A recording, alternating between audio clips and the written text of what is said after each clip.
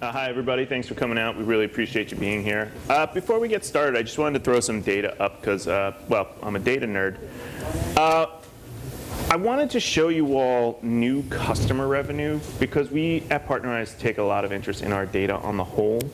And I think what you'll find here is there's a big number associated to content publishers. New customer rate of 58% in February. And then followed by others. So blue is that other line. Other covers a lot of categories, so I won't dig in too much there.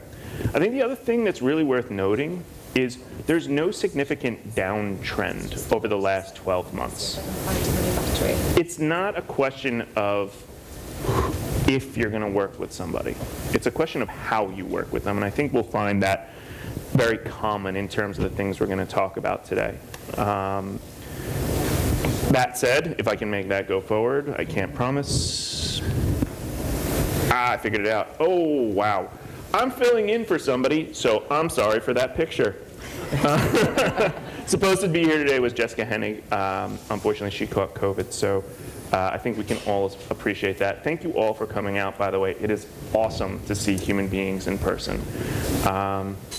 So, panel, I think we'll jump right in. Sarah, you're my first target. Sorry for that. All right. When we think about partners, right, how do you go about ensuring that your partner mix is right and diversified? Where does that begin?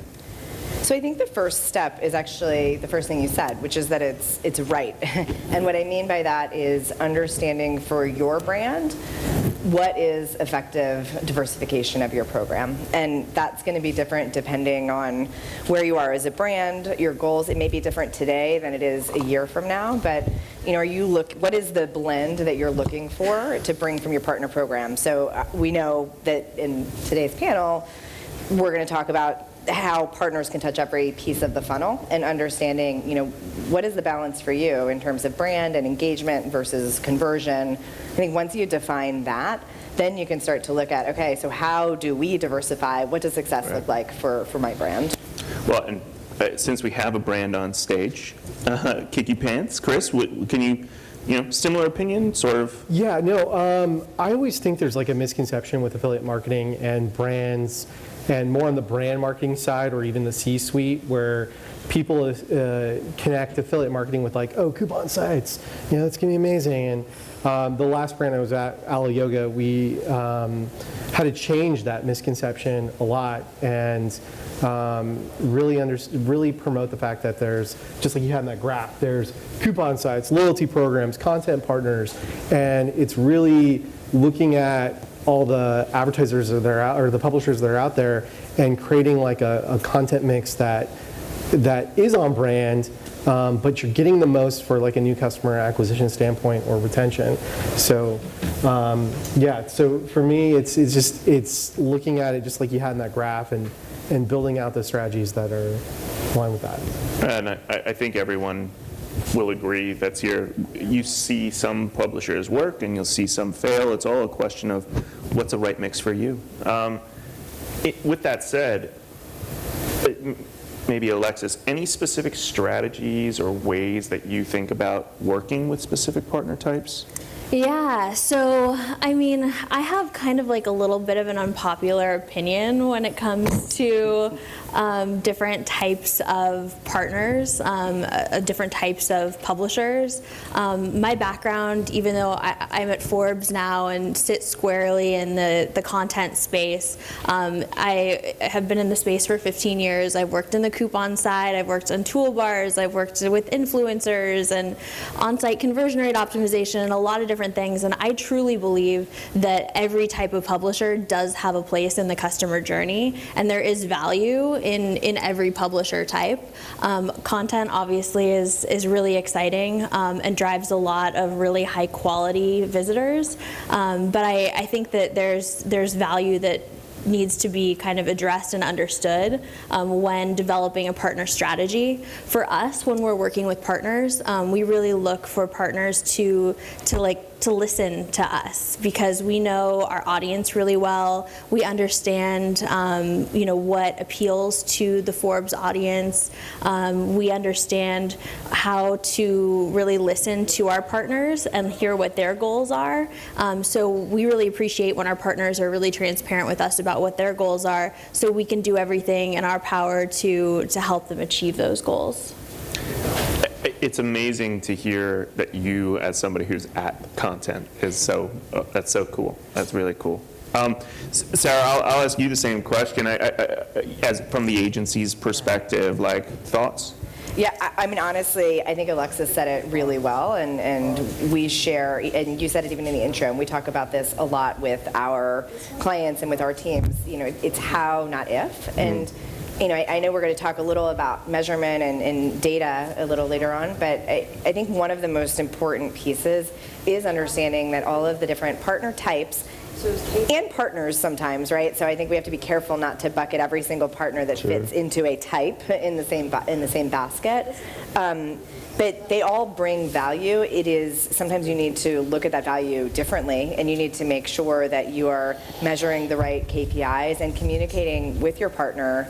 And you're talking about partner on the brand side, I'm talking about on the publisher side, right? But the brands and publishers are communicating on how are we going to measure success, and that's probably going to look pretty different if you're talking to Forbes versus if you're talking to, a coupon site or a loyalty site. We need to measure things differently, and we need to be on the same page up front about how we're going to measure and what we're going to consider to be successful. And I think once you do that effectively, you really are able to work with all of those partners, just understanding where they fit in the funnel.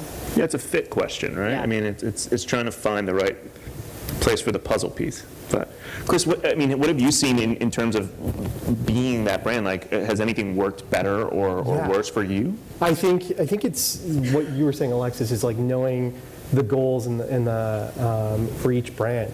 So like Alexis and I met because several years ago, because I was talking to my affiliate partner with Partnerize and Skylar, and I was like, Skylar, how do I get the most out of each one of these content partners? Just thinking about it like any other channel, because it's not a cookie cutter. It's not Ron, what's his name, with set it and forget it. It's like you got to actually put in the strategies to each partner to get the most out of it. So it's making sure they know your goals, making sure they understand what you want to accomplish, but you have to ask those questions. How do I get the most out of this? How do I get more clicks?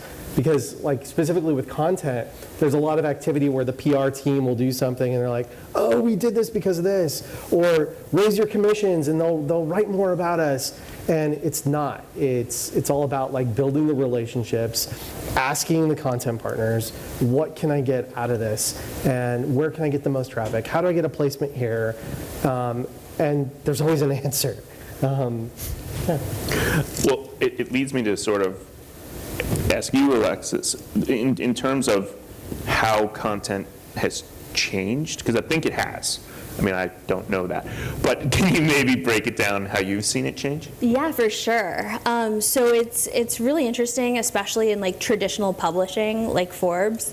Forbes wasn't playing in the affiliate space 5 years ago, but Forbes obviously has had an audience for 100 years, and brands ultimately want to be where their audience is or their potential customers are. And so for Forbes, it was really a natural extension for our business to develop a commerce content arm of the business, because people come to Forbes looking to be influenced and looking for news and the 30 under 30 and all those exciting things. But we've really seen this growth of even a new audience that's been built out of our commerce arm of the business. So when we're looking at site demographics and looking at like Forbes.com demographics, and then we're looking at like Forbes vetted, specifically our commerce arm demographics, like they've evolved and they're a little bit different. And so there's really been this evolution of us having to like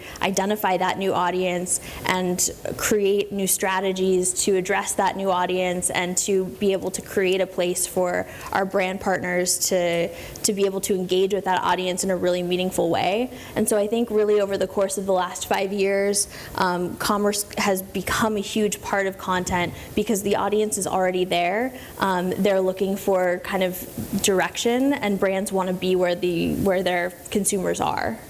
I love the idea that a brand like Forbes, that's been around for like longer than my grandparents, right, is now thinking, commerce. Yeah. We should think about that. That seems like a good play. I love that, man. It just changes the world. We're even launching travel actually next month, so we're really, You heard it here first.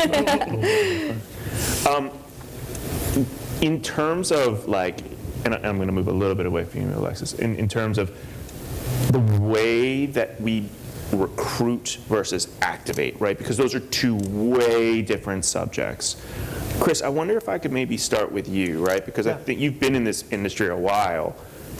How do you do both effectively? Or is there a different path depending on the type of publisher? I mean, I've been on all the different affiliate platforms that are out there that are at least here today, and I think it's sometimes you just send an email or like, ooh, I want these guys, but sending them that email doesn't necessarily mean you're going to get onboarded. So it's like, to recruit somebody, you have to actually recruit them and reach out. Oh, I'm so excited about doing this. This is why I want to partner with you guys on this, because they are an extension of your team when you get the right partners in place. Yeah. And so then once you recruit them, then it's about getting them onboarded and getting yourself onboarded in the right way. I know for me, like with a smaller brand, Kickee, we don't have the big budget to be able to go, I'm going to get everybody today and spend $100K in a month on different placements, So I stagger it out. I look at my budget and I'm like, what can I do here? I even ask my success manager, what do you recommend? So it's like, hey, this brand is mostly in the US, it's 80% women. That's probably a good chance we're going to get some new moms out there that want to buy baby clothes. Yeah, this makes great sense for us to do a placement here of 5,000 versus a placement of 1,000 because we can get out in more places. So yeah, I think it's really knowing, it always goes back to knowing the most out of the partner and what you can get out of them. But yeah, to me, that's the big difference between recruiting and activation is it's kind of the same thing, but you're recruiting with purpose. Sarah, I'd love to hear your take because AP has been so focused on the idea that there is more than just recruitment. I'd love to hear the thoughts there. Yeah. And I think the other interesting thing just coming from, in general, the agency perspective and working with so many different brands is seeing how this can work differently depending on your brand, too. And, we work with really big brands that everyone knows, and when we reach out to a publisher, we don't have to explain anything about who that brand is. And then we work with more niche brands that, maybe are just getting started or maybe are trying to push into a new space, and there's a lot of education up front, even to recruit.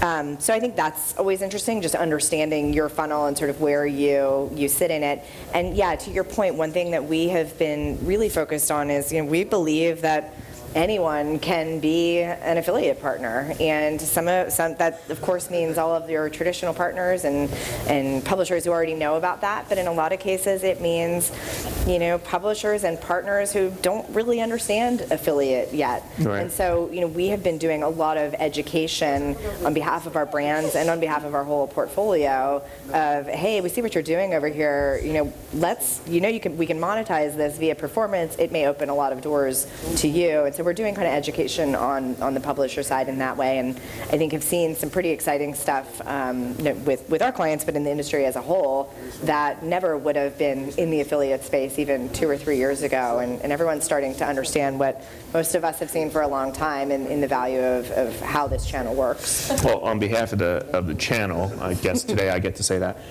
Thank you, because I do think you're right. I think there are folks who didn't realize it is an opportunity for them, or they have this chance to make money and work with great brands, right? Sarah, I'm going to stick with you for just a second. I think one of the things you said that just sort of keyed up in my ears was teaching them how, teaching them what's, teaching them when, right? Like it's educating them. How has data played into that for you? Because again, data nerd, so I was bound to happen. Like, how do you guide them to be successful? Mm-hmm. I think a lot of it is understanding, Alexis said something a few minutes ago about the publisher really understanding what they bring to the table, in this case, in an affiliate capacity. And I think sometimes we have definitely had to do some education around what do brands look at when they are looking at the most important metrics for their affiliate program, and bringing the publisher or the new to affiliate publisher along kind of on that journey of, if we're only talking about reach, for example, that's only going to take you so far, as we all know. Right. And so sometimes really kind of keying in on just the expectations of overall measurability and conversion for a lot of brands, and getting them to kind of think that way as they start sort of on board into the affiliate world has been really important. Chris, same idea. I mean, are there sort of key metrics that you look at, or? Yeah. So I mean, I'm a big. When you said data nerd, I keep smiling because as a brand, I'm a huge fan of clickable tracking of clickable, trackable revenue. It's like I want to know where everything comes from. So it's really big on like the new to file. NFTs really confused me there for a second because I was like, oh, it's NTF, new to file. That was a joke. You guys can laugh. So I'm really big on the clickable, trackable revenue. So that's the KPIs for me have always been that new to file. And being able to know where everything's coming from. So I look at that across individual, from a last click standpoint, making sure my UTMs are set up to where I'm seeing each publisher as a campaign structure within GA and knowing how is this performing from a conversion rate? How is this gets me traffic? Okay, that's going to help with the remarketing funnel or the retargeting funnel. This is going to help me. I get a higher average order size here. What placements can I do there? So I'm thinking about affiliate like its own ecosystem when I'm thinking about what am I doing with Facebook and Google and everything else like that. Because I think you're going to ask me this in probably next, but 7% of my revenue is coming from affiliate marketing from a last click standpoint. So it's like, how do I continue to drive that? Because there's other brands I've been at where I got it to 15% of my daily last click revenue. And so I want to continue to drive that. Am I getting the most out of the channel? So I look at all kinds of metrics to really answer the question. I think that's a fair answer. Yeah. And then Alexis, like I said, the company's been around forever. Yeah. You must have more data than anyone. We have a lot of data, and it's really interesting because we are obviously now using affiliate tracking to measure the performance of our commerce content, which is really the only way to do it. Like if you're not measuring it, you can't optimize for it, and so we're able to take not just like our affiliate data, but we're also working with other teams internally at Forbes to juice up the amount of reporting that we're able to deliver to our partners who are investing in branded content within Forbes, to be able to tell them more about their audience, who's been viewing their articles, and also we're in the process of building out some really cool retargeting features to really leverage kind of the overall data powerhouse that we have as an organization. Well, and you must know something if you're bringing out travel soon, huh? Write that down. I guess the thing that came from all of you, so, to a certain extent, in relation to data, seemed to be attribution, right? Whether it's first click, last click, split commissions, right? It's something we talk about at every show. It's something that's in every blog. It's something most people don't really understand because, well, they don't. I mean, Sarah, let's start with you, right? I mean, how do you go to ensuring that the attribution model you've selected is the right one, or the tracking is working the way you want it to? So I'll introduce the I word to our conversation of incrementality, right? Which we know is what most brands are seeking. And so one thing we've done, we work with a lot of brands first to really make sure we define what is incrementality. We were talking about this a little bit previously, like what is incrementality to you? Because it's not the same, first of all, to every brand, and really getting clear on what that is.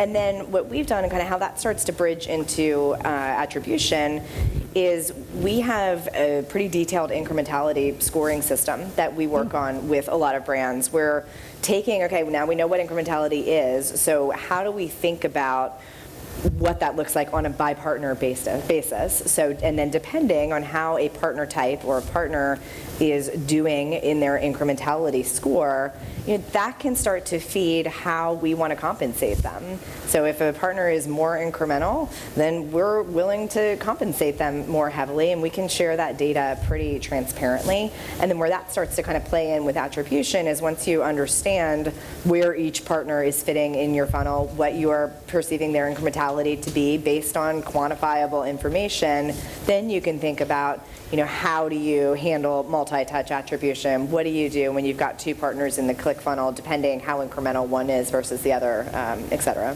Have you seen much change in terms of when you ask, like when you find that data, right? When you're looking at it, do you find that brands are pretty keen to like, oh yeah, let's shift, or are they a little bit standoffish? No, typically once they understand kind of how that system can work and play together, brands usually really, really like it because it helps to quantify what I think has, to your point, initially often been kind of hard to quantify. And it's something we've all been talking about for years, and sometimes it's hard to bridge the strategic. We all get it. We want to be smart about attribution and incrementality, but how do you actually do that? And brands are typically really welcoming of it, and so are publishers, because when you can share that data transparently, then everyone knows what rules you're playing by, and everyone knows, all right, so if I can, here's what you consider to be incrementality, and if I can kind of get my scoring up a little, you might be willing to pay me a little more or invest a little more heavily. So it kind of works for everyone. So Chris, sort of thinking this, is that what you've seen? I love that you're talking about incremental.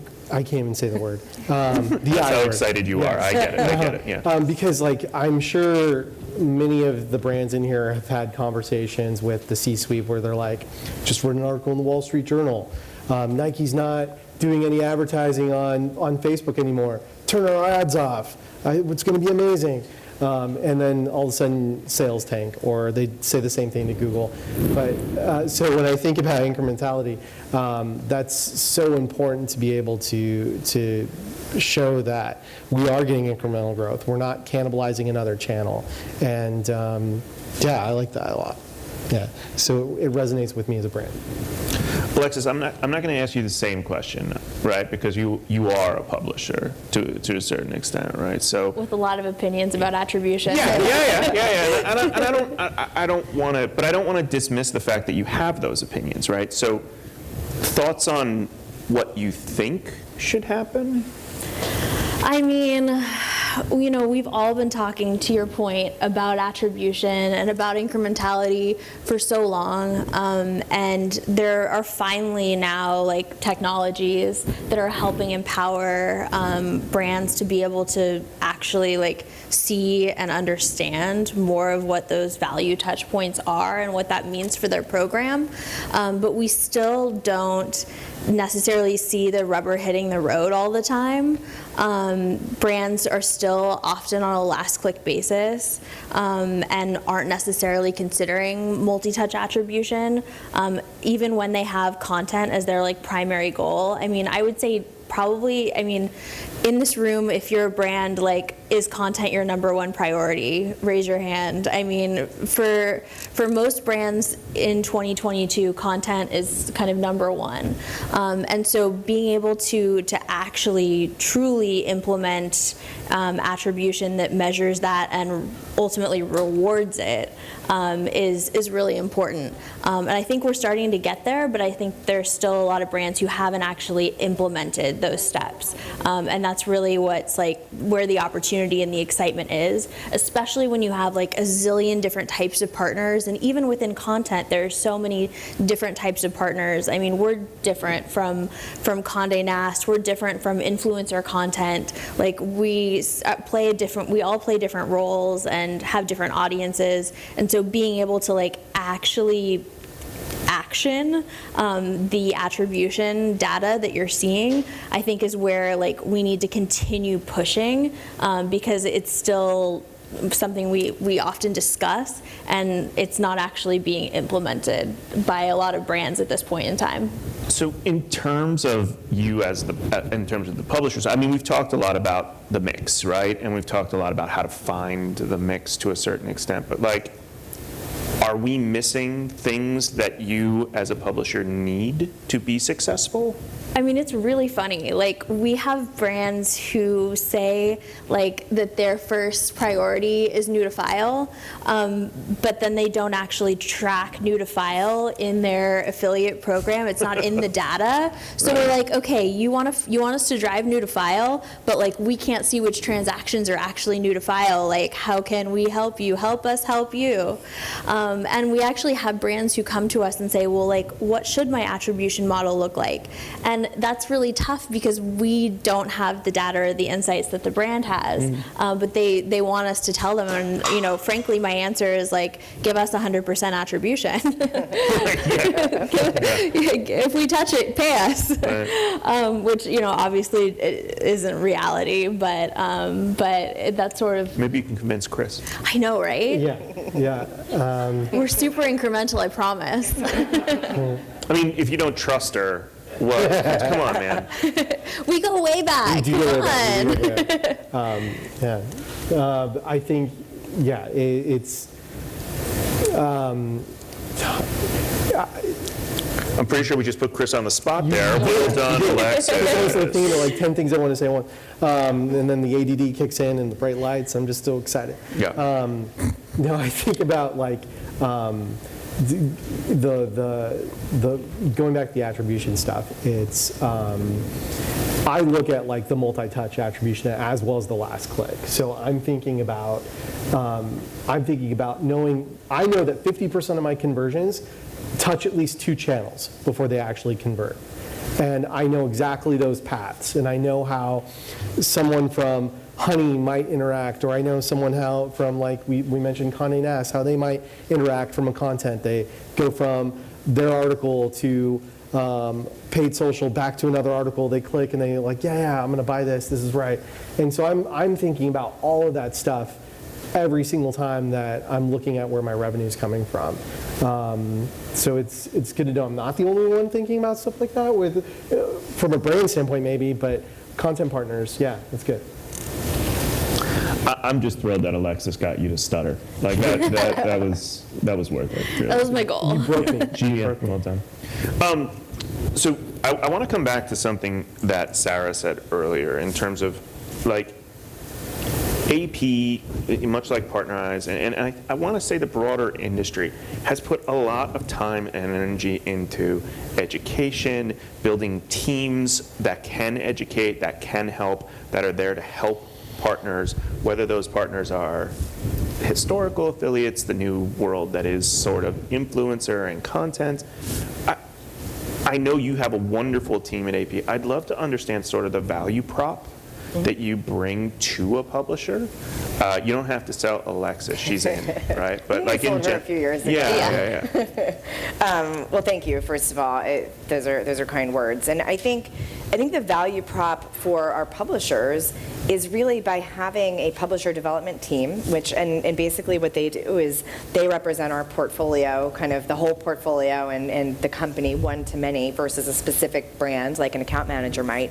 But they really become kind of the extension of the publisher for us within the agency. And so with all of our, whatever it is, 225 account team members and 170 clients, like they are the arm of the publisher within our company. And so our account managers are still working closely with people on Alexis's team, and all of our teams are working together. but it allows us to kind of have that relationship and often to have the senior level relationships, with the Alexises of the publisher world, so that we are really making sure that we've kind of got the best thinking on both sides to really manage, strategically, see what opportunities there are. And then on the client side, it allows us, sometimes we will work out with our publisher partners agency exclusives, or because we do have that relationship, we can work together on a beta or something, which can be really beneficial for the publisher because they've kind of got a trusted partner to see through a beta, and then obviously for our brands because they get early access to that kind of thing. In terms of when you're going through this and again, it's a process. Everything we've talked about on stage is a process. It's learn, learn and iterate. What do you look for in new publishers? Because the world's changing, right? So is there anything specific that you look for in them? I think honestly the biggest things are, number one, their understanding of who is their customer and where can they be successful. And then number two is, in this situation, is a general open-mindedness and ability to think big and strategically, because often we are pushing into different territory, new territory. So it's not so much about what the publisher does or who is exactly their audience. I think it's more about the awareness and ability to be strategic of the people that we are working with on the publisher side. That's what ultimately gets stuff over the finish line. Same sort of question for you, Chris. Is there something that when you, like I say, you've been in a few different brands, but today at Kickee, what is a good new publisher? So I think I was thinking about the fact that you were talking about you have specialty groups that build those relationships like that, and so I'll always ask my success manager too is.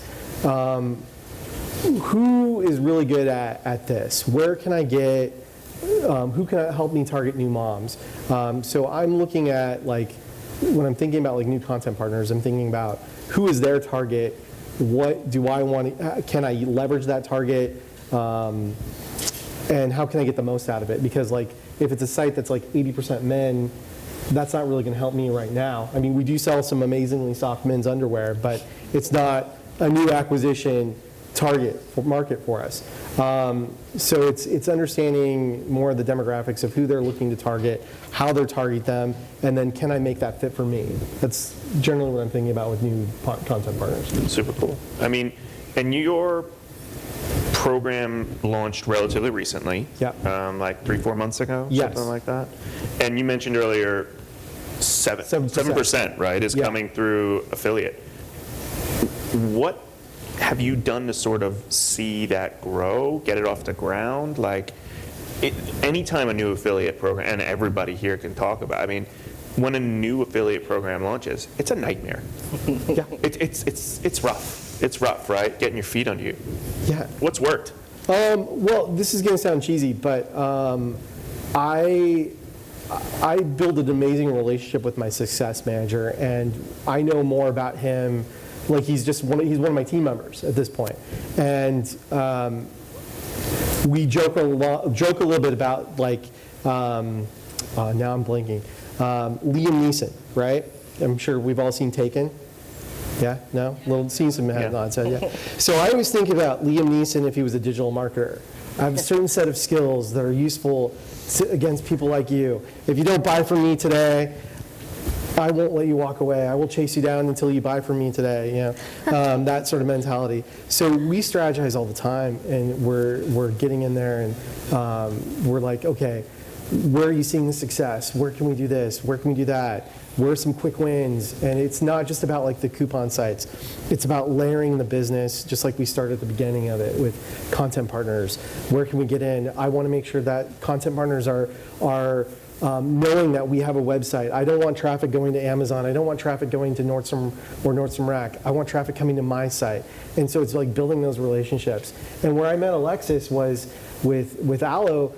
I said, hey, who can I actually come meet with me face to face, where I can go through my content calendar. I can have them meet some of my customers. And I think we met someone from your team where you came in and we sat in one of our stores in Beverly Hills and we went through like a quarterly like strategy plan and we talked about what our options were for the future. And it's like, it's not, I keep saying it's not set it and forget it. It's not a cookie cutter. It's everything here is getting the most that juice out of the orange as possible.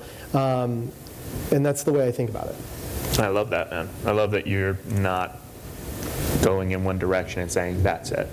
Like there's an opportunity for change. That's super cool, man. Yeah. You know, at Partnerize, we sort of think about things similar to a way that Sarah mentioned earlier. The partners are an extension, right? They're an extension of every part of the business. They're an extension of the brand. They're the people that bring the sale opportunities. They're the people that populate your funnel, right? I'm wondering, and Alexis, I'm definitely going to start with you. How do you go about ensuring the best possible relationship? Like, what goes into that? Ooh, I love this. I mean, especially being here at this event in this room with like so many people that I think we've all partnered with for so many years and have maybe moved to different roles in different companies. One of the things that like I have always told my team that I think is just so important, especially in this industry where there is a lot of kind of incestuous movement, is the toes you step on today could be connected to the ass you kiss tomorrow. So you have to really focus on building great partnerships with everyone. I think that there's definitely sometimes you'll try and work with someone and there just isn't necessarily a fit like today, but that could change. Like the transparency that you sharing your content calendar with us like allowed us to really dive in and identify like where there were opportunities, where we could build opportunities, even if it wasn't like that day, maybe in a couple of months based on what you had planned, like there would be opportunities. So kind of really creating an opportunity to foster partnerships that are not just like a one-off. One of the things that we really look at is like long-term partnerships with our brands. Really like not just a one-off investment, but it's, there's test and learn. So really iterating over time and getting to understand like what actually is resonating with our audience most over time across your product catalog or your promotional calendar, what makes the most sense for over time, and that involves time and investment and true partnership in that sense of the word. Love that. I mean, Chris, do you have any thoughts as the brand on the best way to ensure that positive relationship? Yeah, I think like testing stuff, but it's also open communication. I'll start with open communication first. It's like I said, we sat down, we went through the content calendar, we showed what we wanted to do, the promotional calendar. It's going, okay, maybe this content partner or this publisher has specific events to them, and if I open up myself a little bit, show what I want to do, maybe I can do an exclusive event for them through their channel, and I can get a little extra there. I mean, I think about all that stuff. It's got me thinking about what I want to do right now. Charlie, you're going to have to sort of bring me back to that one. But I promise I will. I promise. Yes. Okay. I do have to say, like, just to like plug Partnerize and AP, both have really awesome publisher development programs, especially over the last couple of years. The support that we get from their publisher development teams, Jessica, who obviously couldn't be here because she's not feeling well, but Sarah's publisher team really truly are extensions of our team. So whenever we have things that are like brand new or exciting, we go to our platform partners and our agency partner contacts first to give them the heads up like about our travel launch. I mean, the AP team already knows, Jessica already knows about those things, so we can really partner and strategize really like from a true partner sense. Well, I gotta ask Sarah then. I mean, how do you make it work? Yeah. I mean, look, I think much of it has already been said. The piece I would double tap on is the long-term relationship, and you have to handle your relationships in that way and think about them through that lens, which sometimes does mean making a short-term decision that may not be what your brand would consider to be the most favorable outcome for you as the brand in that moment. And I think one other interesting layer I might add on, and depending on the seat that you sit in your company, I think it's also important often to educate up a little bit within companies, because a lot of times, if affiliate, we get lumped in with all the other performance channels, right? Like paid social and paid search, and it is different. And so you can, if all of a sudden you're running up against a budget problem and the CFO calls, if you turn off your Facebook campaigns or Insta or whatever it is, you can do that, and then when you're ready, you can turn it back on, and you can kind of flip the switch in that way. And we all know that this channel does not, I mean, I guess it can, but it doesn't work well if you do that. And I think that's one thing that we've found to be really important, is making sure that we are helping our clients and encouraging our clients to educate CMOs, CFOs. We ran into this during the very beginning of COVID, when everyone, of course, was unprecedented, trying to figure out what to do with their business. And we had brands saying, I got the directive, we got to turn all of our publishers to 0 in 3 hours. And we were sort of giving them the guidance, look, we understand, obviously, we're all trying to figure out what to do. We need to have a communication plan. Ideally, we need to have 48 hours or whatever the situation is. It's not just a robot that you turn on and off. And I think making sure that at every touch point you're thinking in that way, and making sure others in your organization understand that, is really important. I mean, that all comes back to consideration, right? At the end of the day, it's being considerate to both the brands and the partners in that case. And COVID certainly threw everyone for a loop. How can you think the sky's falling? What's the right thing to do? So let's not blame all the CFOs in the room. Absolutely. That was maybe an extreme situation. But again, it comes back to the how, not if, right? We all understood that may have been simply the thing that we had to do, but it's how you do it and making sure you're humanizing that process, because this is such a human-centric channel that we work in. This whole industry is based on relationship management, and anybody who doesn't see that is missing the big picture, I think. In terms of sort of folks that I'm still trying to figure out in this space, and I don't want to talk about it too much, but influencer, right? Probably half the people in here have either heard too much or haven't heard enough. I guess it depends on the person.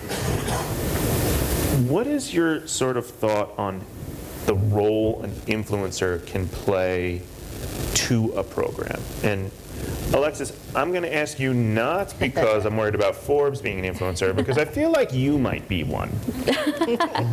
I'm definitely not an influencer. Okay, all right. But I do have a lot of background in the influencer space. I'm LTK alumni, for those of you who don't know, but proud LTK alumni. But yeah, influencers play a huge role in brand growth, in awareness, and actually driving sales all the way through to the bottom of the funnel. And I think that's where like a lot of these questions around measurement and attribution become that much more glaring and important to solve, is because you have this new ultimately like line item for creator content that needs to be tracked and measured and solved for. And so that I think is like the most important piece. But in terms of value for a program, I mean, I've seen influencer campaigns literally turn around an entire brand and be able to flip the script on an entire brand's narrative to the public and refresh their entire brand image. Influencer can be really, really powerful, and it can be utilized to make major changes, major pushes, and drive a lot of actual sales, not just branding and awareness. I totally agree. I feel like influencer is like the new word of mouth, right? Like, oh my God, they love that, and I'm definitely going to love that. But I think influencer can be challenging, right? I think, and Chris, I would love to hear your take on it. So I think with influencer, like I mean, came from a brand that was very heavily influencer with Aloe, and so you go to like, I'm one of those people that has Yahoo as my homepage, you know, and I always get joked like, hey, what's going on Yahoo at work, but it's because I love seeing all that content that pops up. Oh my God, look what Kendall's wearing today. And it's like this article's for Aloe, and it goes back, and I think about that's one way of like how influencer marketing works. I also think about how we would then take influencer content and publish that out on other sites like Link Hai Tao, and have that content featured as like as a banner or something, because you're showing more UGC that kind of is higher click-through rates and higher conversion rates. And I even think about like magic links, which is influencer driven, but you're not having to pay those crazy fees on like macro influencers, and the content lives forever. And it just, you're getting just all those natural link backs, which is phenomenal.